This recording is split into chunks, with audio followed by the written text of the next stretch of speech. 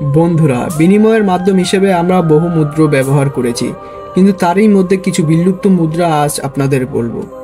বিলুপ্ত মুদ্রা হলো সেই সব মুদ্রা যা একসময় প্রচলিত ছিল কিন্তু বর্তমানে ব্যবহার করা হয় না। নিচে পৃথিবীর কিছু বিলুপ্ত মুদ্রার উদাহরণ দেওয়া হলো। 1 নম্বরে রয়েছে দিনার। দিনার ছিল এক সময়কার অত্যন্ত মূল্যবান স্বর্ণ মুদ্রা। এটি মূলত প্রাচীন রোম, বাইজেন্টাইন সাম্রাজ্য এবং মধ্যপ্রাচ্য প্রচলিত ছিল।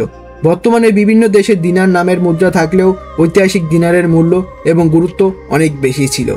2 নম্বরে ড্রাকমা। ড্রাকমা ছিল প্রাচীন গ্রিসের মুদ্রা। এটি আলেকজান্ডার দ্য গ্রেটের সময়কালে খুবই গুরুত্বপূর্ণ ছিল এবং বাণিজ্য ও লেনদেনের জন্য বহুল ব্যবহৃত হতো। 3 নম্বরে রয়েছে সেস্টারটিয়াস। সেস্টারটিয়াস ছিল প্রাচীন রোমের একটি মুদ্রা। এটি ব্রোঞ্জ দিয়ে তৈরি হতো এবং রোমান সাম্রাজ্যের অর্থনীতিতে গুরুত্বপূর্ণ ভূমিকা পালন করত। এবং বন্ধুরা, নাম্বার 4-এ রয়েছে ডাবলন। ডাবলন ছিল স্পেনের স্বর্ণ মুদ্রা। এটি 1600 থেকে অষ্টাদশ শতাব্দী পর্যন্ত স্পেন এবং তার উপনিবেশ দেশগুলোতে প্রচলিত ছিল। নাম্বার 5-এ রয়েছে গিনি। গিনি ছিল ব্রিটিশ স্বর্ণ মুদ্রা। এটি 1700 থেকে 1900 শতাব্দ পর্যন্ত প্রচলিত ছিল এবং এর একটি নির্দিষ্ট মান ছিল যা 1 পাউন্ডের সমান ছিল।